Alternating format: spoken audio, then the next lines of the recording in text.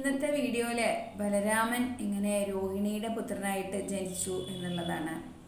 പിന്നെ കംസൻ വധിച്ച കുട്ടികളുടെയൊക്കെ പേരുകൾ നമുക്ക് പേരറിയില്ലല്ലോ, അതുകൊണ്ട് ആ പേരുകളുമാണ് ഇന്നത്തെ വീഡിയോയിലുള്ളത് കേട്ടോ.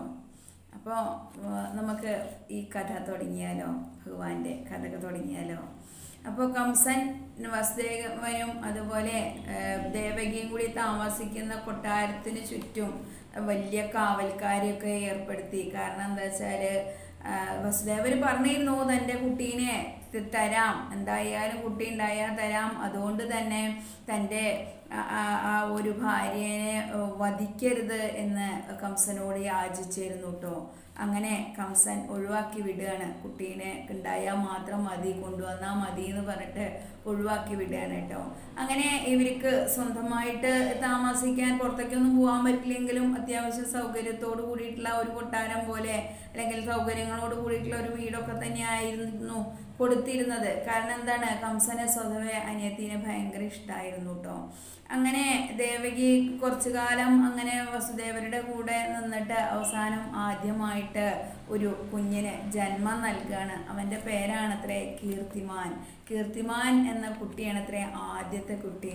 അങ്ങനെ ആ കുട്ടീനെ കണ്ടതോട് കൂടിയിട്ട് വേഗം വസുദേവര് വേഗം കംസന്റെ മുന്നിലേക്ക് ഓടിയെത്തുകയാണ്. കാരണം താൻ കൊടുത്തൊരു വാക്ക് അതാണല്ലോ അതില്. അപ്പോൾ ആ വാക്ക് പ്രകാരം നേരെ കംസന് സമർപ്പിക്കുകയാണ് ആ കുട്ടീനെ കേട്ടോ. അപ്പോൾ കംസൻ ഇദ്ദേഹത്തിന്റെ ആ ഒരു സത്യസന്ധത കണ്ടതോട് കൂടിയിട്ട് ഭയങ്കര സന്തോഷമായി. കാരണം എന്താണ്, സത്യമാണല്ലോ ചെയ്യുന്നത്, തന്നെ ഒളിപ്പിച്ചു വെക്കൊന്നും ചെയ്തില്ലല്ലോ. അതുകൊണ്ട് തന്നെ അദ്ദേഹത്തിന് വളരെയധികം സന്തോഷമാവുകയാണ്.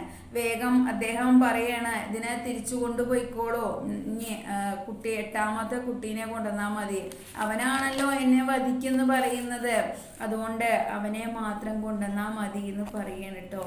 തൽക്കാലം കംസന്റെ ആ ഒരു മനസ്സ് മാറിയതിൽ സന്തോഷമൊക്കെ ഉണ്ട് രണ്ടാൾക്കും. പക്ഷെ രാക്ഷസനല്ലേ, എപ്പോഴാ തിരിച്ചു മാറുകയെന്ന് രണ്ടാൾക്കും അറിയില്ലല്ലോ. പക്ഷെ നടക്കേണ്ട കാര്യങ്ങളൊക്കെ അതുപ്രകാരം നടക്കണം എന്നുള്ളതാണല്ലോ ഭഗവാന്റെ കൽപ്പന. അതുപ്രകാരം തന്നെ പിറ്റേ ദിവസം നാരദമുനി കംസന്റെ അരികിൽ വരികയാണ്. എന്നിട്ട് കംസനോട് പറയാണ്, കംസൻ എന്തേ കുട്ടീനെ വധിക്കാത്തത് എന്ന് ചോദിക്കുകയാണ് കേട്ടോ.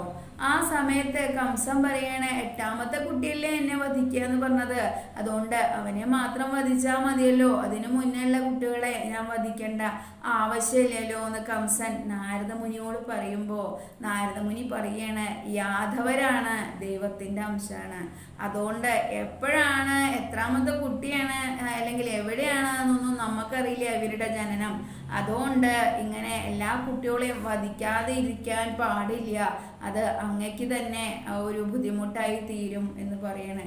ഇത് കേട്ടതോടുകൂടി കംസന്റെ മനസ്സിലുള്ള ആ ഒരു കോപാഗ്നി വീണ്ടും ജ്വലിക്കുകയാണ്.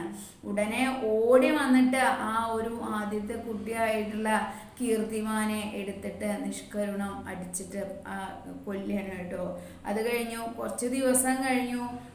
രണ്ടാമത്തെ കുട്ടിയുടെ പേര് സുഷേണ. സുഷേണ എന്ന് പറഞ്ഞിട്ടുള്ള അവനെയും, മൂന്നാമത്തെ കുട്ടിയായിട്ടുള്ള ഉദയൻ എന്ന് പറഞ്ഞ കുട്ടീനെയും, നാലാമത്തെ ഭദ്രസേനൻ എന്നുള്ള കുട്ടീനെയും, അതും മാത്രമല്ല അഞ്ചാമത്തെ ഋജുദാസൻ എന്ന് ഉള്ള കുട്ടീനെയും, ഭദ്രദേഹം എന്ന് പറഞ്ഞിട്ടുള്ള ആറാമത്തെ കുട്ടീനെയും ജനിച്ച ഉടനെ തന്നെ അദ്ദേഹം ഇതേപോലെ തന്നെ നിഷ്കരണം വധിച്ച് കളയാണ് കേട്ടോ. അങ്ങനെ ഏഴാമത്തെ കുട്ടിയുടെ ജനന സമയം, അതായത് കുഞ്ഞായിട്ടുള്ള ആ ഒരു ബലരാമനെ ആ ഒരു ഏഴാമത്തെ കുട്ടിയായിട്ടുള്ള ആ ഒരു ബലരാമനെ സാക്ഷാൽ നാരായണൻ രോഹിണിയുടെ ഗർഭത്തിലേക്ക് മാറ്റുകയാണ്.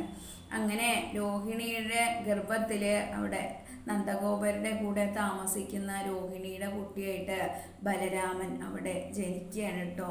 ബലരാമൻ എന്ന് പറഞ്ഞാൽ സാക്ഷാൽ ശേഷനാഗാണ്, ശേഷനാഗം. അപ്പോൾ ശേഷനാഗത്തിന് ഒരു മോഹം ഉണ്ടായിരുന്നു അത്രേ, ഭഗവാന്റെ ജ്യേഷ്ഠനായിട്ട് ജനിക്കണം എന്നുള്ളൊരു മോഹം ഉണ്ടായിരുന്നു അത്ര നാഗത്തിന്.